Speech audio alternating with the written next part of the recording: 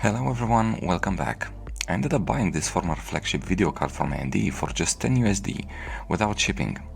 The card was listed as defective in case the low price didn't give that away, but we'll talk about that more in the conclusion segment. I won't delve too much on the GPU details. Besides the GPU Z window seen here, you can find the same information in both the previous video on this channel or on the Tech Power Up website. Link for both of them are in the video description. I will point out the TDP of this card of 290 watts. This is too much for the blower style cooler that the card comes with, and while AMD is happy with the reduced lifespan of the card that comes as a consequence, you should not. Consider using a custom fan curve set in MSI Afterburner. Basically, set the percentage of the fan to the same numerical value as the temperature, or even add 5 to 10% to that.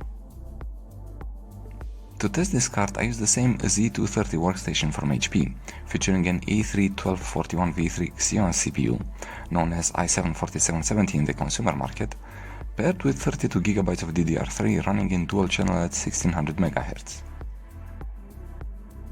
This particular configuration is going to put quite a bit of stress on the CPU, and we'll make sure to point that out when it becomes relevant.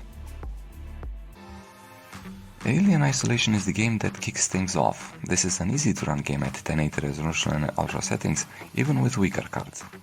The 290X averaged 181 FPS and had an 1% lows values of 98 FPS. This is at least 120 FPS more than what you need in this game, where the whole point is not to get noticed, rather than to shoot first.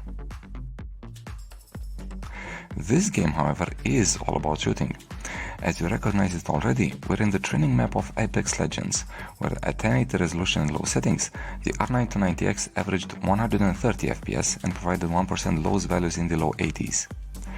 There is really no need to lower the resolution, and doing that with my test system doesn't increase the FPS by much.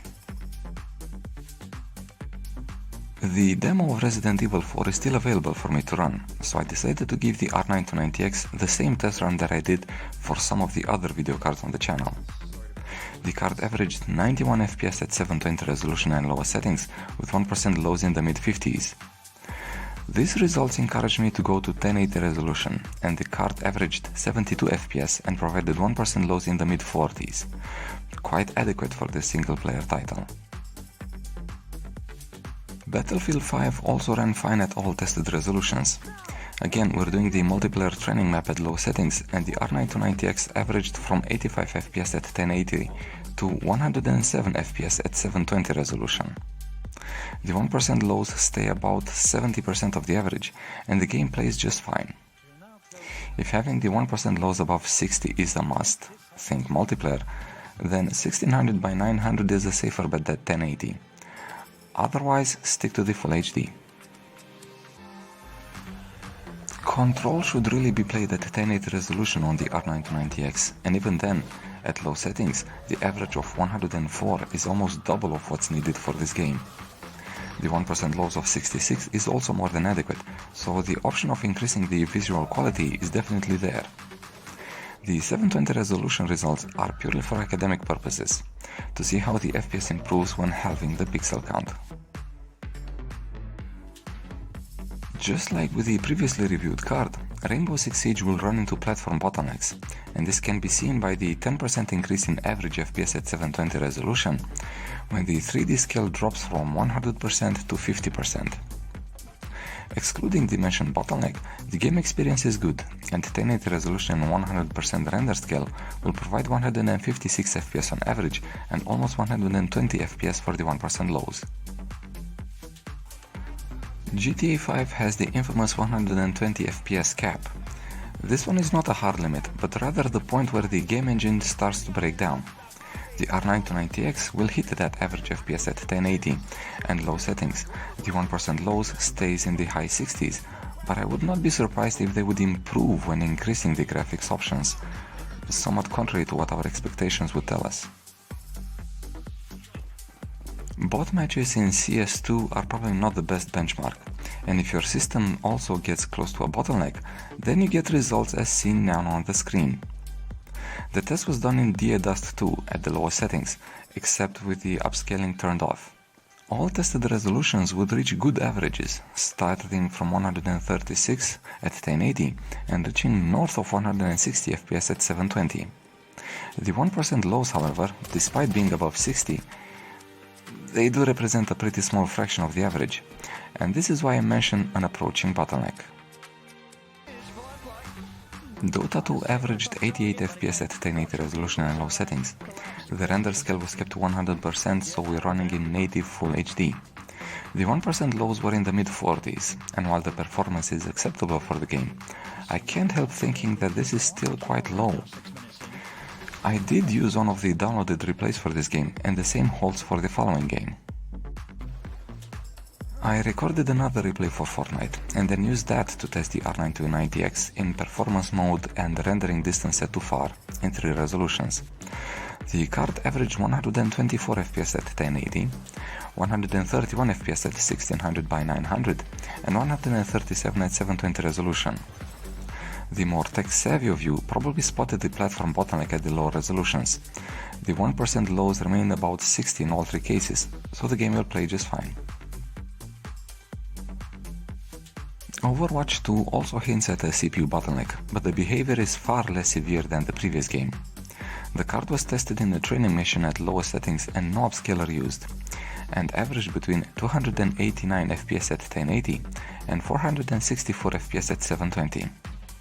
Not quite double the FPS for halving the pixel count, but nevertheless a good value. The 1% lows value were around 75% of the average, with the exception of 720 resolution. Here the 1% lows remained pretty much the same as at 1600 by 900. Rocket League was tested at low settings as well, but only for the 1080 resolution. There is no point in dropping the resolution lower since the R9 to 90X averaged 237 FPS and provided 1% lows of 130. So as mentioned before, no reason to drop the resolution. Instead, consider increasing the graphical options. For the sake of consistency, I used the same replay in Splitgate and made sure to select the same player. At 1080 resolution, 0 kills and 2 deaths, the card managed 221 FPS on average. He might have rightfully blamed that on stuttering, and I can safely say that the R9 to 90X could alleviate that, with its 121 FPS for the 1% lows. Lowering the resolution also helps, but in case of the R9 to 90X, this only points to yet another platform bottleneck. Valorant will make you believe that choosing the R9 to 90X is pointless, since the R9 to 80 and even the R9 to 70 will provide similar performance. 243 FPS for the average and 113 for the 1% lows at 1080 resolution and low settings. In reality, it is the same platform bottleneck that I mentioned before. Next up is the HiRez Studio Trio, Paladins, Royale and Rogue Company. All 3 of them ran at 1080 resolution and provided the following results. Paladins ran at 145 FPS on average, with 80 on 41% lows at mostly high settings. Royale 142 FPS on average and 79 FPS for the 1% lows, also at higher settings. And Rogue Company 139 FPS on average with the 1% lows of 86 FPS at low settings. World of Tanks Blitz's frame rate capped to the refresh rate of the monitor, so almost all GPUs tested at 1080 resolution and low settings managed to hit an average of 60 FPS or close to it. And with the 1% lows at high 50s, there's really nothing to complain about. Crank up the graphical options instead, and enjoy the game. Warframe has a tendency to switch between the classical rendering engine and the modern engine one on its own. On the classical engine, at 1080 resolution and mostly low settings, the R9 to 90X averaged 337 FPS in my Mariana-based benchmark run. The 1% lows values, just shy above 200, is nothing to scoff at. Quite a few GPUs would enjoy having half of that for the average. The R9 to 90X is not my daily driver. In order to keep the power-hungry beast reasonably cool, I have to crank up the fan curve from MSI Afterburner. The end result is too loud. However, this card did help me probe the limits of my CPU, and I feel that this is going to be the topic for a following video. As I mentioned in the intro, this R9 to 90X arrived at my place with exploded input electrolytic capacitors for just 10 USD. I managed to source the replacement capacitors for free and perform the replacement. If you're into that kind of thing, I have a video linked in the description. So, for me at least, the 290X was a very good deal for the price, especially since the fix was not too complicated. However, this is unlikely to be the case for all defective 290X out there, and there is no point in paying 20 USD for a pretty paperweight. The ones that still work though go for around 100 USD, which is a bit steep considering the fact that the card no longer receives driver updates. Also, you can get a similar performance from the probably mind upon 50 USD RX 470-570s out there, or the GTX 970s and 1060s that go at similar prices as the 290X. All of these benefit from somewhat updated driver and lower TDP. And speaking of lower TDP, the next card we'll look at falls at the other extreme of the power consumption. Make sure to subscribe so that you don't miss it. As for this video, well, we're done. I hope you liked it, and I'll see you for the next one. Consider using a custom curve fan set in MSI Afterburner. Curve fan. To test this card, I used the same Z230 workstation from HP, featuring an A3 12